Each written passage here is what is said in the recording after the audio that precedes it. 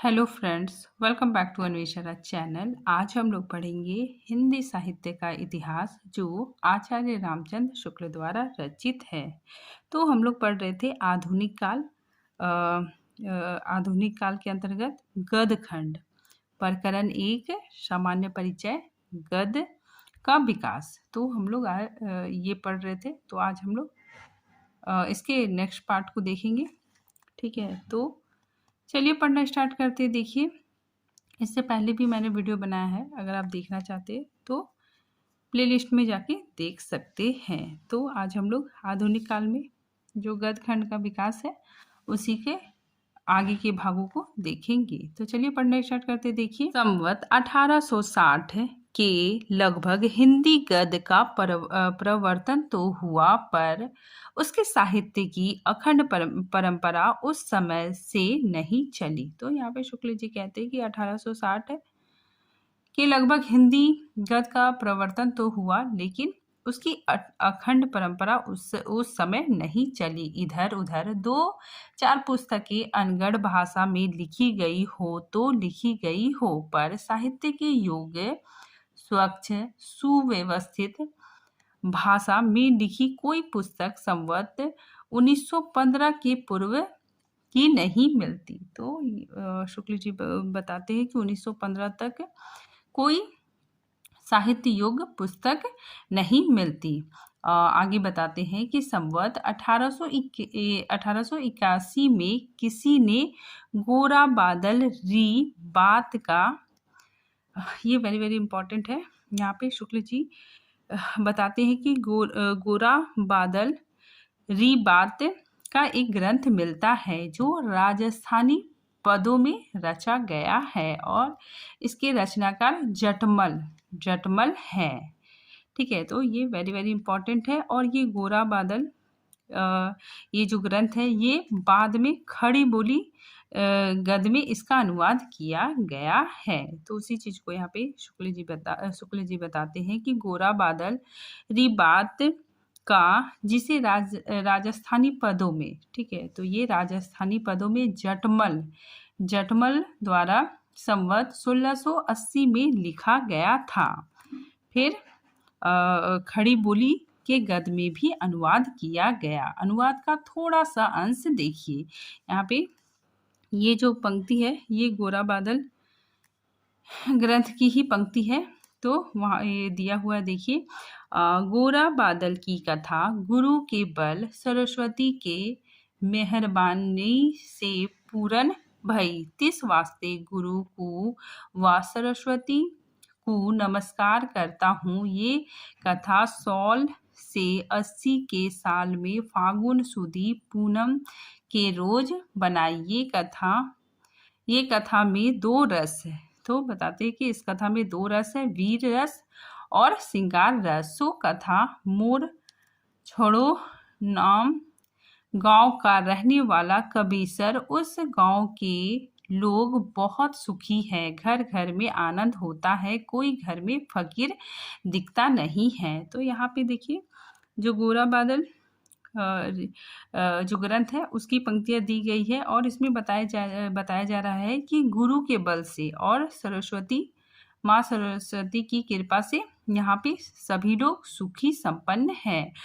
तो उसी चीज को यहाँ बताया जा रहा है कि गांव के लोग बहुत सुखी से हैं, घर घर में आनंद है और कोई भी यहाँ पे गरीब नहीं है।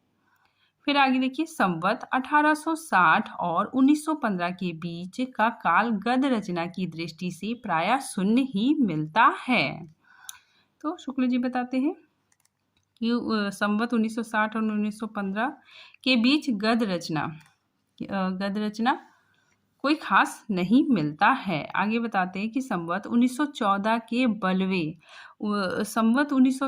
बलवे मतलब क्या हो गया, 1857 की क्रांति है। और यहाँ पे याद रखिएगा, बलवे का मतलब क्या होता है, 1857 की क्रांति। तो 1857 की क्रांति के पहले ही हिंदी गद्य साहित्य की परंपरा अच्छी तरह चल पड़ी।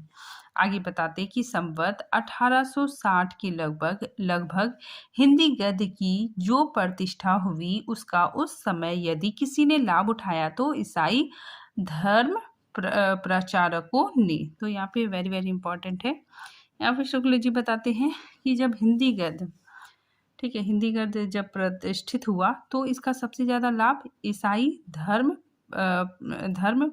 प्रचारकों ने उठाया, जिन्हें अपने मत को साधारण जनता के बीच फैलाना था। तो यहाँ पे बताया जा रहा है कि जो ईसाई लोग थे ये अपने धर्म का, ठीक है, अपने मत का, अपने धर्म का प्रचार, अपने धर्म को साधारण जनता के बीच फैलाना चाहते थे। तो इन्होंने साधारण जनता के बीच में अपना धर्म फैलाया था।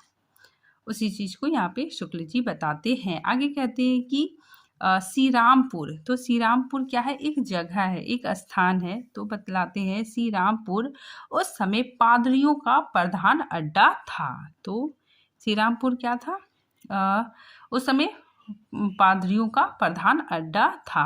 विलियम कैरे, वेरी वेरी इंपॉर्टेंट है, यही नाम याद रखिएगा, विलियम कैरे तथा और कई अंग्रेज पादरियों के उद्योग से इंजिल का अनुवाद उत्तर भारत की कई भाषाओं में हुआ। तो यहाँ पे बताते हैं कि इन लोग जो ईसाइयों का जो ग्रंथ था इंजिल, उसका अनुवाद कई भाषाओं में, उत्तर भारत के कई भाषाओं में हुआ। कहा जाता है कि बाइबल का हिंदी अनुवाद, ईसाई लोग का जो ग्रंथ है बाइबल, उसका हिंदी अनुवाद स्वयं केरे साहब ने किया था, स्वयं विलियम केरे साहब ने किया था, जो हिंदी के अच्छे जानकार थे।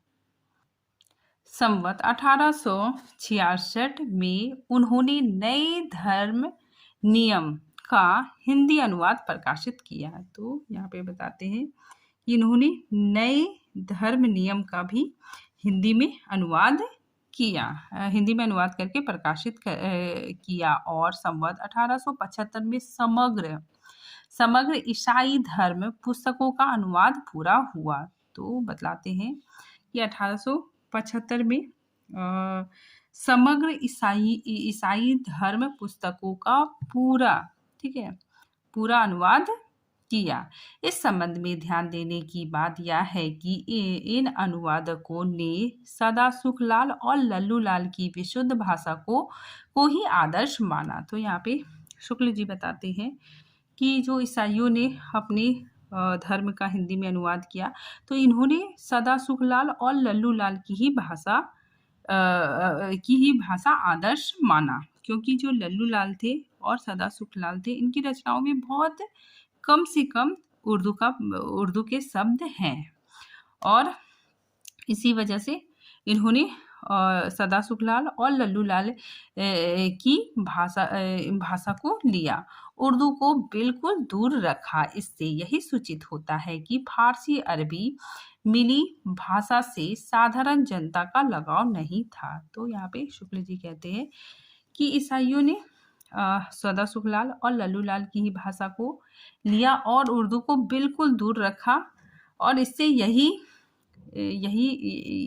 बात का पता चलता है कि जो साधारण जनता थी उन्हें उर्दू से कोई खास लगाव नहीं था। तो शुक्ल जी यहाँ पे स्पष्ट कर देते हैं कि फारसी अरबी मिली भाषा से साधारण जनता का लगाव नहीं था, उनके बीच मत का प्रचार करना था। जिस भाषा में साधारण हिंदू जनता अपनी कथा पुराण कहती सुनती आती थी, उसी भाषा का अवलंबन ईसाई उपदेशकों को आवश्यक दिखाई पड़ा। तो यहाँ पे बताया जा रहा है कि जो ईसाई उपदेशक थे, जो ईसाई लोग थे, वो अपने धर्म का प्रचार प्रसार करना चाहते थे, तो उन लोगों ने जो साधारण हिंदू जनता है उन्हीं की भाषा को लिया। आगे बताते हैं कि जिस संस्कृत मिश्रित भाषा का विरोध करना कुछ लोग एक फैशन समझते हैं, उससे साधारण जन समुदाय उर्दू की अपेक्षा कहीं अधिक परिचित रहा है। तो जो साधारण जन समुदाय है वो उर्दू की अपेक्षा हिंदी से ज़्यादा परिचित रहा है। जिन अंग्रेजों को उत्तर भारत में रहकर केवल मुंशियों और खानसामों की ही बोली सुनने का अवसर मिलता है, वे अब भी उर्दू या हिंदुस्तानी को यदि जनसाधारण की भाषा समझे तो कोई आश्चर्य नहीं। पर उन पुराने पादरियों ने जिस शिष्ट भाषा में जनसाधारण को धर्म और ज्ञान का उपदेश सुनते सुनाते पाया, उसी को ग्रहण किया। तो यहाँ पे शुक्ल जी बताते हैं कि आम लोग जिस भाषा में बातचीत करते थे, उसी भाषा को पादरियों ने लिया। ईसाइयों ने अपने धर्म पुस्तक के अनुवाद की भाषा में फारसी और अरबी के शब्द जहाँ तक हो सकता है नहीं लिए। तो ईसाइयों ने अपनी धर्म पुस्तक के अनुवाद में फारसी, ठीक है, फारसी अरबी के शब्द नहीं लिए। ठेठ ग्रामीण शब्द तक बेधड़क रखे गए। उनकी भाषा सदासुखलाल और लल्लू लाल के नमूने पर चली। ये वेरी वेरी इंपॉर्टेंट है। यहाँ पे पहले भी शुक्ल जी सदासुखलाल और लल्लू लाल की जिक्र किए थे और अभी भी बताते हैं कि जो ईसाई लोग थे जो अपने धर्म का प्रचार प्रसार करते थे, वे सदासुखलाल और लल्लू लाल के ही नमूने पर इन दोनों की ही भाषा को आदर्श माना और उन्हीं के अनुसार अपनी रचनाओं का अनुवाद किया। तो ये वेरी वेरी इम्पोर्टेंट है। उनमें जो कुछ विलक्षणता सी दिखाई पड़ती है वह मूल विदेशी भाषा की वाक्य रचना और शैली के कारण है। प्रेम सागर के समान ईसाई धर्म पुस्तक में भी करने वाले के स्थान पर करनहारे, ठीक है। तो यहाँ पे बताया जा रहा है कि कुछ ऐसे शब्द हैं जिसका इन्होंने इस्तेमाल किया। तो देखिए, करने वाले के स्थान पर इन्होंने करनहारा, तक के स्थान पर लौ, कमरबंद के स्थान पर पटुका प्रयुक्त हुए हैं। तो यहाँ पे बताते हैं कि जो ईसाई मिशनरी थे वे अपने धर्म ग्रंथों का हिंदी में अनुवाद करते थे। तो जो शब्द है वो कैसे लेते थे? करने वाले के स्थान पर करनहारा, तक के स्थान पे लौ और कमरबंद के स्थान पे पटुका शब्द का प्रयोग करते थे। पर लल्लू लाल के इतने ब्रज भाषापन नहीं आने पाया है। आए जाए का व्यवहार ना होकर आके जाके बृहत हुए हैं। सारांश यह है कि, तो यहाँ पे बताया जा रहा है कि सारांश यह है कि ईसाई मत प्रचारकों ने विशुद्ध हिंदी का व्यवहार किया। तो यहाँ पे शुक्ल जी सारांश में पूरा स्पष्ट कर देते हैं कि ईसाई धर्म के जो प्रचारक थे वे विशुद्ध हिंदी का व्यवहार करते थे। एक नमूना नीचे दिया गया है। तो यहाँ पे एक उदाहरण दिया गया है। आगे बताते हैं। इसके आगे ईसाइयों की पुस्तकें और पंपलेट बराबर निकलते रहे। तो ईसाइयों ने बहुत सारी पुस्तकें निकाली, साथ ही पंपलेट क्या होता है? जैसे कोई भी मतलब जो कोचिंगें होती है उसमें देखिएगा छोटा सा पेपर में अपना कोचिंग का प्रचार के लिए न्यूज़पेपर के अंदर डला होता है, ठीक है। तो आप जब पेपर खरीदते हैं तो उसमें देखिएगा छोटा सा पेपर में कोई भी कोचिंग का ऐड आता है, वही पंपलेट कहलाता है। साथ ही मान लीजिए आप कभी कोई कॉलेज के सामने खड़े हैं तो उसमें भी जो कोचिंग वाले हैं वे अपने प्रचार के लिए छोटा सा पेपर में रंगीन पेपर होता है उसमें अपना कोचिंग का प्रचार करते हैं, वही पंपलेट कहलाता है। तो यहाँ पे बताया जा रहा है कि जो ईसाई लोग थे वे अपने धर्म के प्रचार के लिए पुस्तकें और पंपलेट बराबर निकालते रहते थे। उक्त श्री रामपुर प्रेस से संवत 1893 में दाऊ के गीत नाम की पुस्तक छपी। तो यहाँ पे बताया जा रहा है कि प्रेस, ठीक है, प्रेस की स्थापना भी होने लगी, पुस्तकें निकलने लगी और श्री रामपुर प्रेस से दाऊ के गीत नाम की पुस्तक छपी। जिसकी भाषा में कुछ फारसी अरबी के बहुत चलते शब्द भी रखे मिलते हैं, पर इसके पीछे अनेक नगरों से बालकों की शिक्षा के लिए ईसाइयों के छोटे मोटे स्कूल खुलने लगे। तो यहाँ पे बताया जा रहा है कि जो ईसाई लोग थे जो अपने धर्म का प्रचार प्रसार करते थे, वो पहले अपने धार्मिक पुस्तकों को प्रकाशित करवाएं। फिर उन्हें लगा कि यहाँ के लोग ज़्यादा शिक्षित नहीं हैं, इसी वजह से वे लोग स्कूल, ठीक है, छोटे मोटे स्कूल खोलने लगे और शिक्षा संबंधी, ठीक है, यहाँ पे ध्यान दीजिए, शिक्षा संबंधी पुस्तकें भी निकालने लगे। अब अभी भी देखिएगा जो मॉन्टेसरी स्कूल होता है वो ईसाई लोग का ही होता है। तो ईसाई लोग छोटा मोटा स्कूल, ठीक है, स्कूल खोलने लगे और साथ ही शिक्षा संबंधी, शुरुआत में तो धार्मिक पुस्तकों का प्रकाशन किया, फिर बाद में शिक्षा संबंधी पुस्तकें भी निकालने लगी। इन पुस्तकों की हिंदी भी वैसे ही सरल और विशुद्ध होती थी जैसे बाइबल के अनुवाद की थी। तो यहाँ पे बताया जा रहा है कि ये जो पुस्तकें निकालते थे शिक्षा संबंधी पुस्तकें, वे उन पुस्तकों की भाषा भी सरल और विशुद्ध हिंदी होती थी। फिर आगे बताते आगरा, मिर्जापुर, मुंगेर आदि जिले उस समय ईसाइयों के प्रचार के मुख्य केंद्र थे। तो ईसाइयों के मुख्य केंद्र आगरा, मिर्जापुर, मुंगेर था। अभी भी देखिएगा कोई कोचिंग होता है, मान लीजिए दिल्ली में है, उसी का ब्रांच रांची में खुल गया, फिर आगरा में खुल गया। तो जिस तरह ब्रांच खुलता है उसी तरह ईसाइयों के प्रचार के लिए आगरा, मिर्जापुर, मुंगेर जिले में इनके मुख्य केंद्र खुले। अंग्रेजी की शिक्षा के लिए कई स्थानों पर स्कूल और कॉलेज खुल चुके थे, जिसमें अंग्रेजी के साथ हिंदी, उर्दू की पढ़ाई भी कुछ चलती थी। तो यहाँ पे बताया जा रहा है कि अंग्रेजी की शिक्षा के लिए भी कई स्थानों पर स्कूल और कॉलेज खुल चुके थे, जिसमें हिंदी, उर्दू की पढ़ाई भी होती थी। अर्थात शिक्षा संबंधी पुस्तकों की मांग संवत 1900 के पहले ही पैदा हो गई थी। शिक्षा संबंधी पुस्तकों के प्रकाशन के लिए संवत 1890 के लगभग आगरा में पादरियों की एक स्कूल बुक सोसाइटी स्थापित हुई। वेरी वेरी इंपॉर्टेंट पूछा जाता है कि स्कूल बुक सोसाइटी कहाँ पे है, कहाँ स्थापित हुआ? तो आगरा में। और कब? अगर हम इसको ईस्वी में देखेंगे तो 1833 ईस्वी में स्कूल बुक सोसाइटी की स्थापना हुई।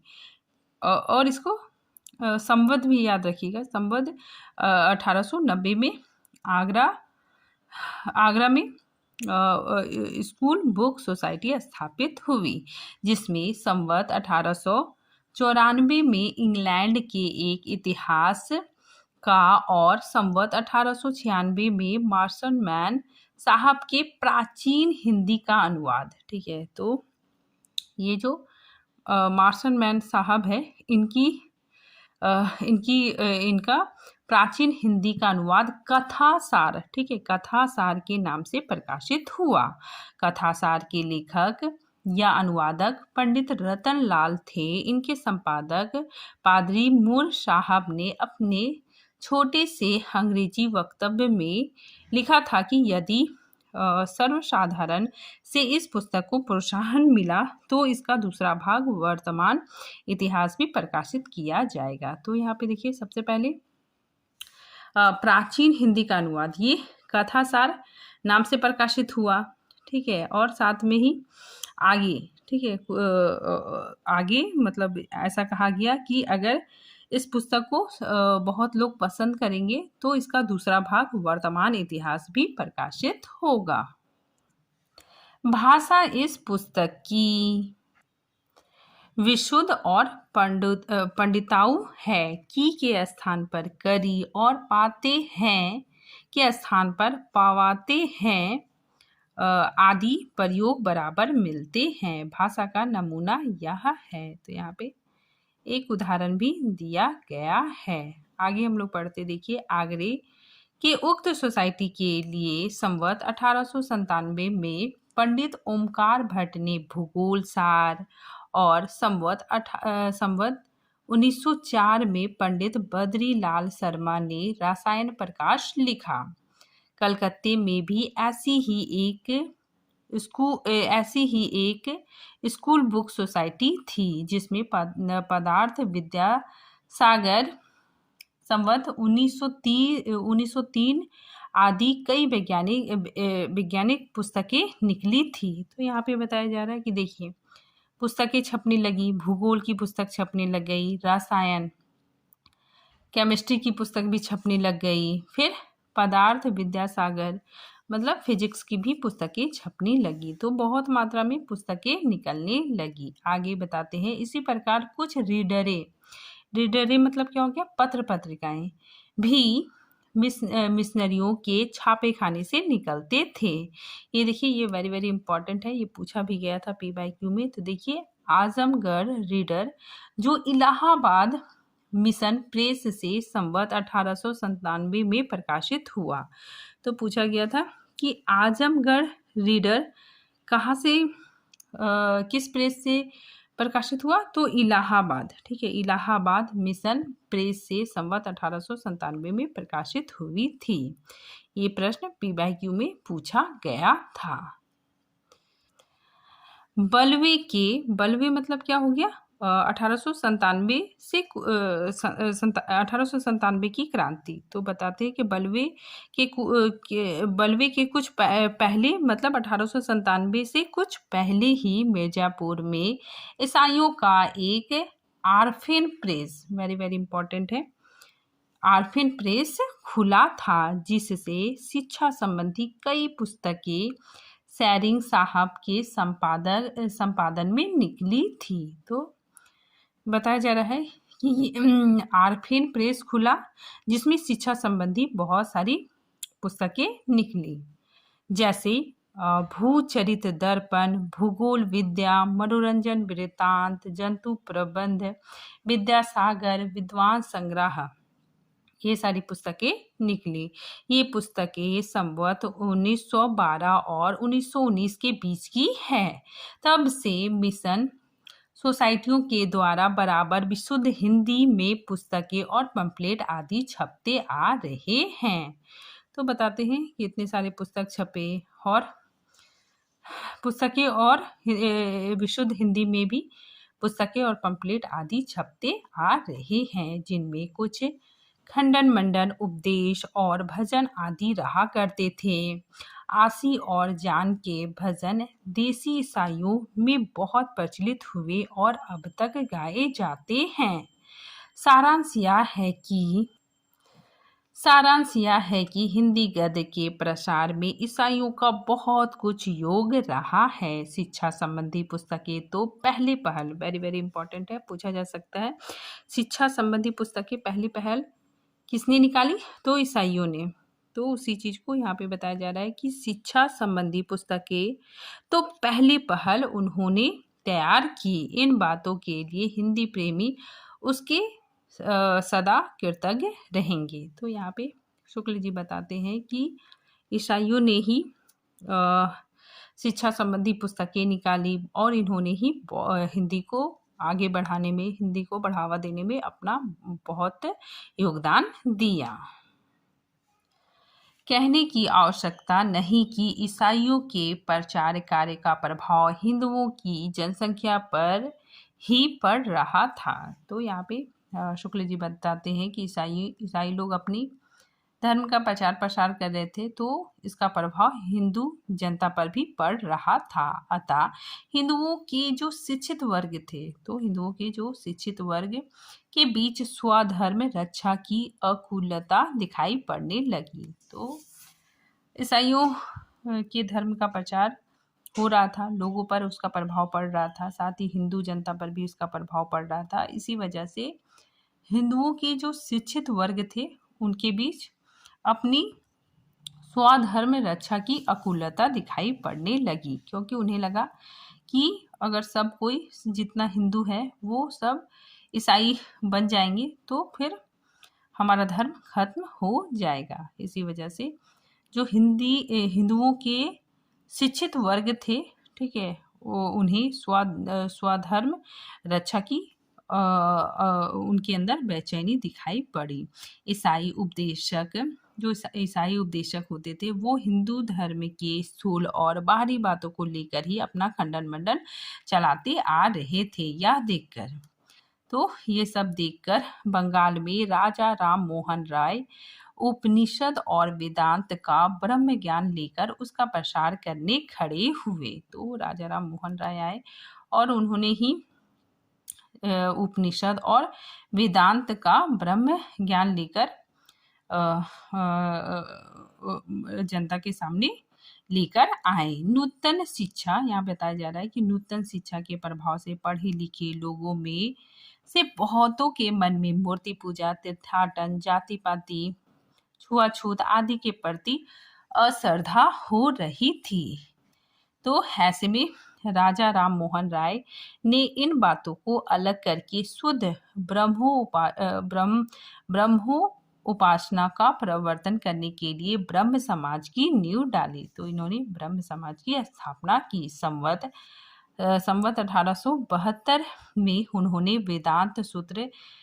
वेदांत सूत्रों के भाष का हिंदी अनुवाद करके प्रकाशित करवाया था और संवत 1886 में उन्होंने बंगदूत नाम का संवाद पत्र भी हिंदी में निकाला। तो ये वेरी वेरी इंपॉर्टेंट है। राजा राम मोहन राय ने बंगदूत नाम से एक संवाद पत्र, ठीक है, संवाद पत्र हिंदी में निकाला। और कब? संवत 1886 ईस्वी में। अगर हम इसको ईस्वी में कन्वर्ट करेंगे तो 1829 ईस्वी में बंगदूत नाम का एक पत्र हिंदी में निकाला। राजा साहब की भाषा में, मतलब राजा राम मोहन राय की भाषा में एकाध जगह कुछ बंगलापन जरूर मिलता है, पर उसका रूप अधिकांशता में वही है जो शास्त्रज्ञ विद्वानों के व्यवहार में आता है। नमूना देखिए। तो यहाँ पे यही बताया जा रहा है कि राजा राम मोहन राय की रचना में बंगलापन थोड़ा बहुत दिखने को मिलता है, ज़्यादा नहीं देखने को मिलता है।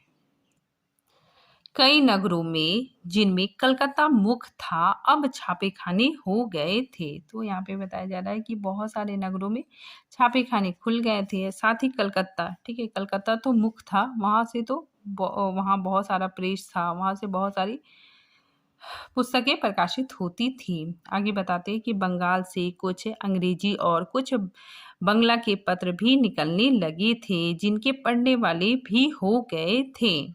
इन परिस्थितियों में, देखिए वेरी वेरी इंपॉर्टेंट है, यहाँ बताया जाता है, इन परिस्थितियों में पंडित जुगल किशोर ने, जो कानपुर के रहने वाले थे, तो जो जुगल किशोर है ये कानपुर के रहने वाले थे, संवत 1883 में उदंड मार्तन नाम का एक संवाद पत्र, ठीक है, याद रखिएगा, जो उदंड मार्तन ये पत्रिका है, ये संवाद पत्र है, जिसे हिंदी का पहला समाचार पत्र समझना चाहिए। तो हम लोग जानते भी हैं कि सब पहला समाचार पत्र कौन सा है, तो जुगल किशोर का उदंत मार्तंड, जो अगर हम ईस्वी में देखेंगे तो 1826 ईस्वी में ये साप्ताहिक पत्रिका निकलती थी और ये संवाद पत्र है।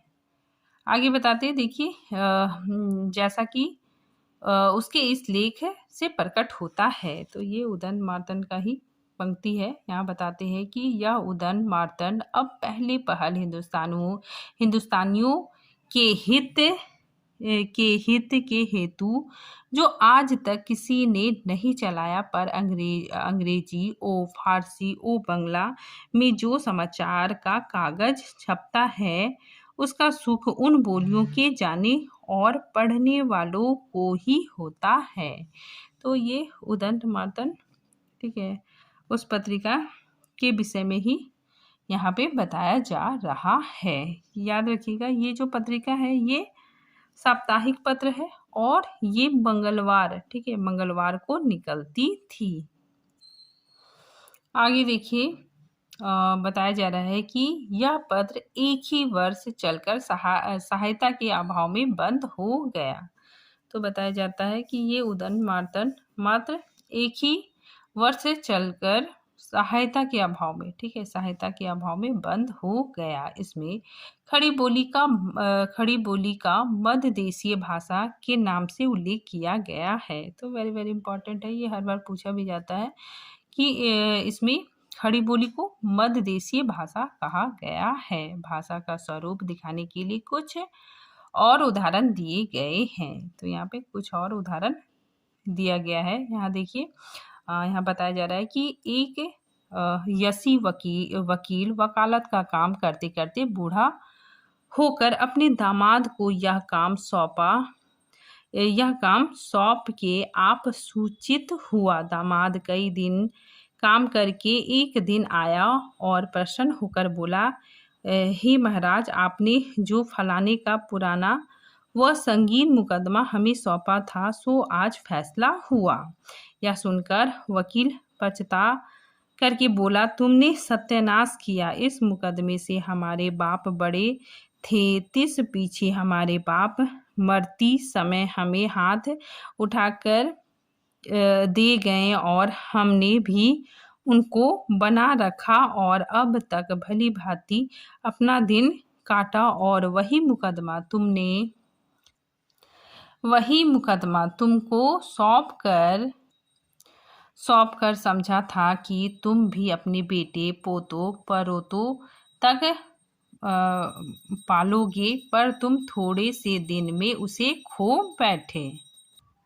तो इसमें यही बताया जा रहा है कि यहाँ पे एक वकील है, ठीक है, जो अपना जो मुकदमा था वो मुकदमा अपने दामाद को दे देता है, ठीक है, और दामाद उस मुकदमा का फैसला करवा देता है, ठीक है, और वो खुशी खुशी आके अपने ससुर को बताता है। तो उसके ससुर बहुत उदास हो जाते हैं और कहते हैं कि तुमने तो सत्यानाश कर दिया।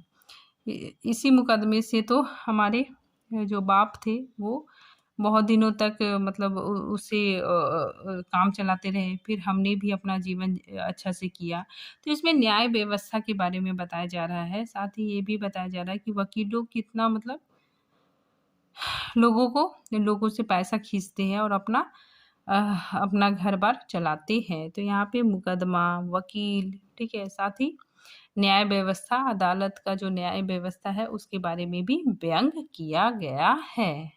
ये शुक्ल जी बताते हैं कि रीतिकाल के समाप्त होते होते अंग्रेजी राज देश में पूर्ण रूप से स्थापित हो गया। तो रीतिकाल समाप्त होकर अंग्रेजी राज स्थापित हो गया। इसी राजनीतिक घटना के साथ देशवासियों की शिक्षा विधि, ठीक है, शिक्षा विधि में भी परिवर्तन हो चला। अंग्रेज सरकार ने अंग्रेजी शिक्षा के प्रचार की व्यवस्था की। तो यहाँ पे बताया जा रहा है कि जब अंग्रेज लोग पूरी तरह देश में स्थापित हो गए तो उन्होंने शिक्षा विधि, ठीक है, शिक्षा में भी परिवर्तन लाए। साथ ही अंग्रेज सरकार ने अंग्रेजी शिक्षा के प्रचार की व्यवस्था की। संवत 1894 में ही ईस्ट इंडिया कंपनी के डायरेक्टरों के पास अंग्रेजी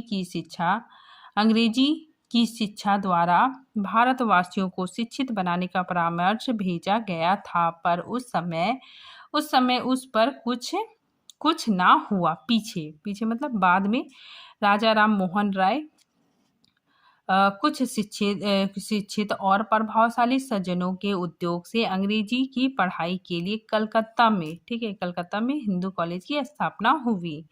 तो यहाँ पे याद रखिएगा, जो राजा राम मोहन राय हैं वो भी अंग्रेजी शिक्षा का समर्थन करते थे, और राजा राम मोहन राय और भी प्रभावी सज्जनों के सहयोग से अंग्रेजी की पढ़ाई के लिए कलकत्ते में हिंदू कॉलेज की स्थापना हुई, जिनमें से लोग अंग्रेजी पढ़ कर निकलने और सरकारी नौकरी पाने लगे। जैसे आज का भी सिचुएशन है कि कोई भी नौकरी के लिए इंग्लिश जानना बहुत ज़रूरी है।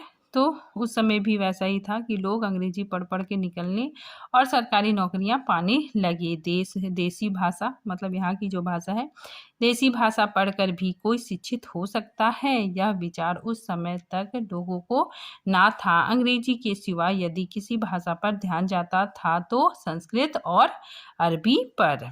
संस्कृत की पाठशालाओं, यहाँ पे बताया जा रहा है कि जो संस्कृत के पाठशाला थे, अरबी के मदरसे थे, उनको कंपनी की सरकार से थोड़ा बहुत सहायता मिलता आ रहा था, पर अंग्रेजी के शौक के सामने इन पुरानी संस्थाओं की ओर से लोग उदासीन होने लगे।